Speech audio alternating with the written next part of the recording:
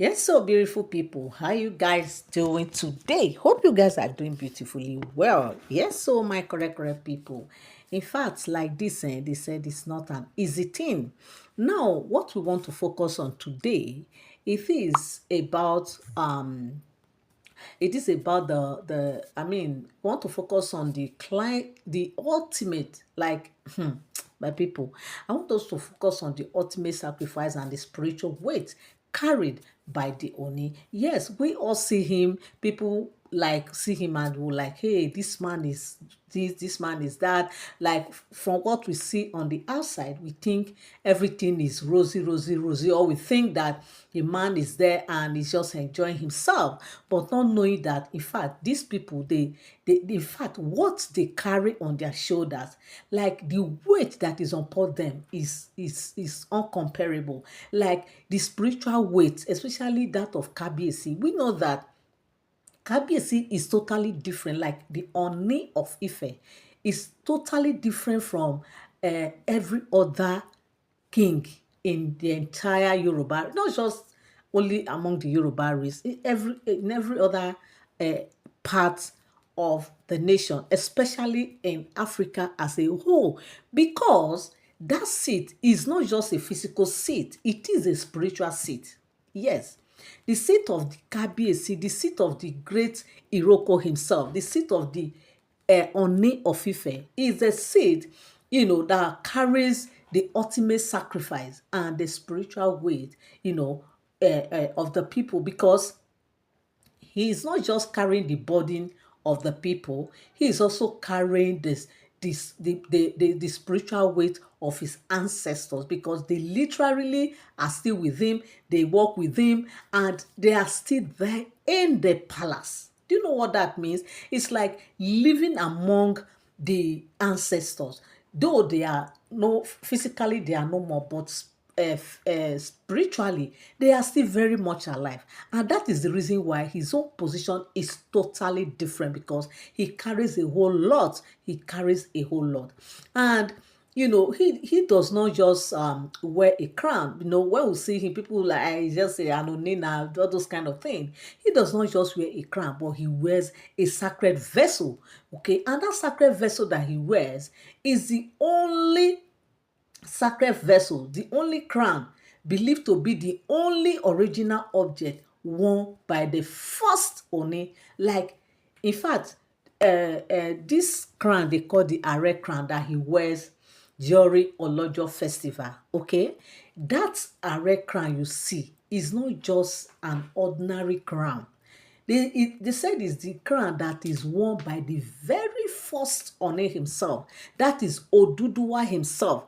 Whenever you see Kabiyesi wearing that crown, just know that this same crown has been worn by Oduduwa. You can imagine centuries ago that this Are crown has been coming, and it has remained like that. And that is the reason why, when you see the way Kabiyesi behave whenever he wears this Are crown, you will know that yes, this thing is not about physical, but it is about spiritual. And it's also so powerful that it is said to have eyes of its own, and its energy is, in fact, is something else. The energy is something else. That is why whenever you watch when Oni will wear that crown, you will see him, you always go off balance, because the reason is that the energy that is like the energy that transfers from the crown to his body, to his physical body, is something else. And this also literally,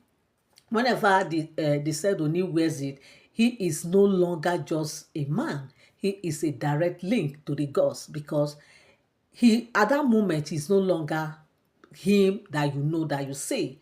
Already you will see him as if he has transformed. Okay, and the truth is, every year that the Oni must enter into this unprecedented 7 days seclusion that we all know, like the Moiti, during the Olojo festival. They say during this time, he is completely cut off from the world. Yes, when you see him, you know that this man is no longer there. That is why you see everything about him change, because that moment that he's on seclusion, you will see him, he's there praying and communing directly with the spirits of his ancestors. At that moment, he's no longer with the people, but he's with the ancestors. And of course, the greatest secret, before he goes into seclusion, they said Oni must perform a ritual for the entire kingdom. And during the 7 days, no one in the world knows his true location inside the palace. You hear that? Like, he will be in that palace, but nobody will know his true location. That is how powerful this thing is. Whenever he goes on seclusion, they just know that he has gone on seclusion. But you cannot say, okay, let me enter here. This is where he is, or he's in this inner chamber or so inner chamber. People don't literally see him. They don't even know where to even locate him. That is how powerful it is, because they said that it's a kind of a spiritual journey, okay, that Kabiyesi always embarks on whenever he carries that red crown, because of course it's something that is not just a physical something that you can just say this one or that one, okay. And of course, not even his closest aides, not even them knows, his closest aide could even say this is where Kabiyesi is. He emerges spiritually renewed, but many believe the physical and spiritual strain of carrying the arrest during those days significantly shortens the lifespan of the Kabiyesi of the Oni. Like in those days, not now, okay? Like before, they said it used to kind of, affect their lifespan, because it's not just an easy thing. It is a serious, serious spiritual a journey that they will just have to embark on. My correct people, is not a small thing. You're welcome back again to my channel. Nice meeting you here once again. It is my pleasure to have you here.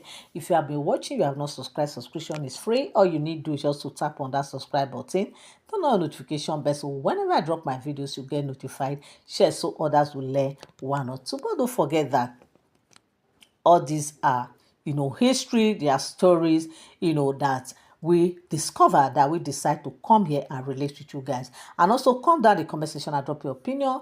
Give this video a thumbs up. My correct people, like, in fact, these stories, when you hear them like this, you begin to wonder.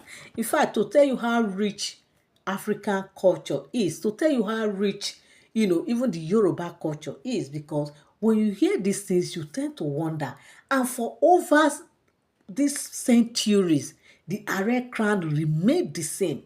The Are crown still remain like the way it is.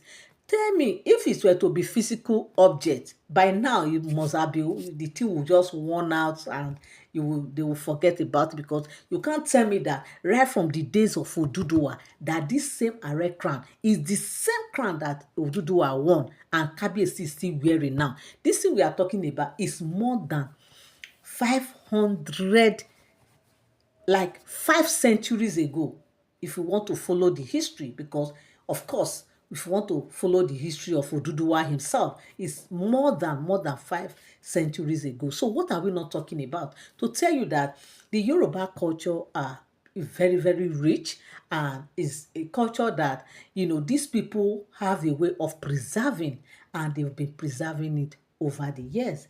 My correct people, this is what I have for you guys today. Thank you so much for tuning in. Thank you so much for standing by. I love you all. I appreciate you. God bless you till I come your way again. Bye bye.